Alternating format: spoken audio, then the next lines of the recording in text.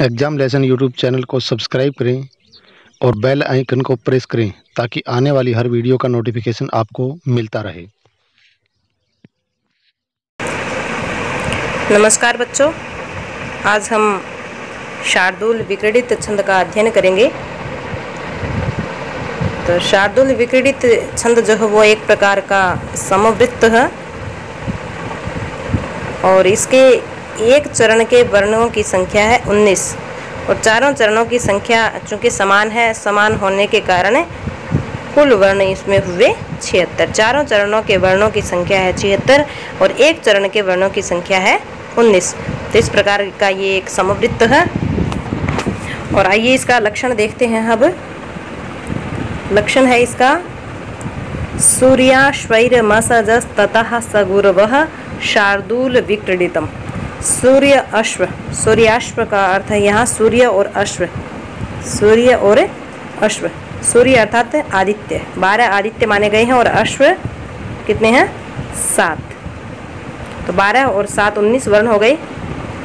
तो सूर्य और अश्व का कहने का तात्पर्य है यहाँ 12वें और 7वें वर्ण पर यति होगी। पहले 12वें वर्ण पर यति होगी और उसके बाद 7वें वर्ण पर यति होगी। ये जो 7वां वर्ण होगा वो चरण का अंतिम अक्षर होगा। उसके बाद है सूर्याश्वैर मसजस ततः सगुरवः। मसजस ततः का अर्थ है यहाँ म का अर्थ हो गया मगन, उसके बाद स का अर्थ हो गया सगन, उसके बाद ज का अर्थ हो गया जगन, फिर स का अर्थ हो गया सगन और उसके बाद ततः का अर्थ हो गया तगन और तगन। उसके बाद सगुरवः, उसके बाद एक सगुरवः गुरु सहित वर्ण, गुरु सहित वर्ण अर्थात गुरु वर्ण हो, ऐसा छंद कौन सा होगा? शार्दूल विक्रीडित छंद होगा। अर्थात मगन, सगण, जगन, सगण, तगन और तगन और उसके बाद एक गुरु वर्ण जहाँ हो वहाँ शार्दूल विक्रीडित छंद होगा। तो इसमें कितने गण हो गए? मगन, सगण, जगन, फिर सगण, तगन और तगन और उसके बाद एक गुरु वर्ण। तो 3 3 3 3 3 और 3, 1 2 3 4 5 6 ये हमारे हो गए गण यहाँ तक। तो 18 वर्ण ये हो गए। एक गुरु वर्ण एक होगा, तो गुरु वर्ण एक, कुल मिलाकर हो गए हमारे 19 वर्ण। तो जिस छंद के प्रत्येक चरण के वर्णों की संख्या 19 19 हो या जिस छंद के सभी चरणों में 19 19 वर्ण हो और कुल वर्ण 76 हो, ऐसा छंद कौन सा होता है? शार्दूल विक्रीडित छंद होता है। और शार्दूल विक्रीडित एक प्रकार का समवृत्त है। समवृत्त क्यों है? क्योंकि चारों चरणों के वर्णों की संख्या एक समान है। शार्दूल विक्रीडित छंद में पहले 12वें और उसके बाद 7वें वर्ण पर यति होती है। पहले 12वें वर्ण पर, उसके बाद 7वें वर्ण पर। आप इसको उल्टा कर देंगे तो गलत हो जाएगा। कभी आप ये न करें कि पहले 7वें वर्ण पर और उसके बाद 12वें वर्ण पर यति होगी, नहीं। जैसा लक्षण में बताया है, सूर्य और अश्व, 12 आदित्य हैं, आदित्य का अर्थ था सूर्य, और 7 अश्व, तो 12 और 7वें वर्ण पर यति होगी। और उसके बाद गण क्रम क्या होगा? गण विधान क्या होगा?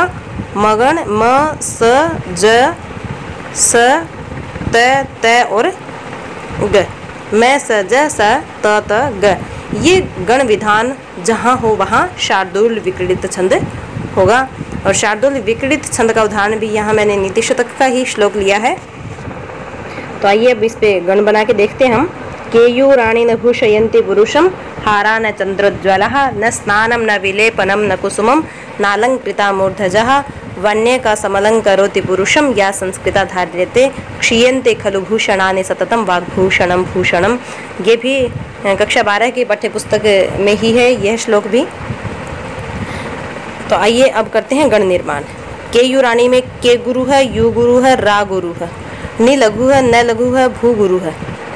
शयंती का श लघु है, ये गुरु है, आगे आधा न होने के कारण, और ति लघु है। पुरुषम का पु लघु है, रु लघु है और शम गुरु है।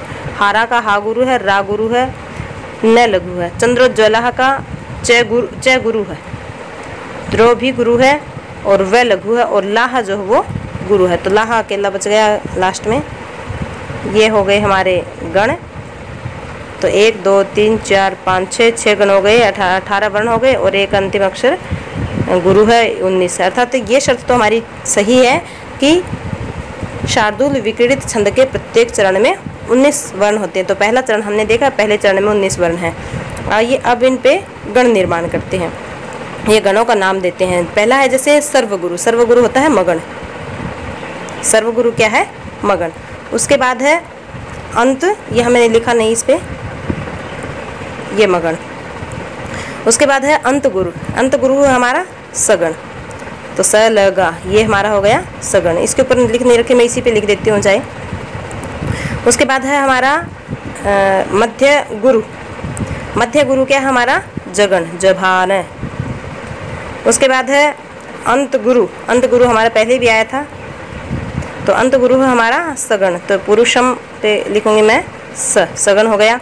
उसके बाद है अंत लघु, अंत लघु होता है तगण का, ता रा जय, ये दोनों तगण के हैं, तो यहाँ ये तय हो जाएगा और ये भी तय हो जाएगा, और अंत में एक अक्षर जो बच गया वो क्या है हमारा गुरु है, तो उस पर हम लिख देंगे ग।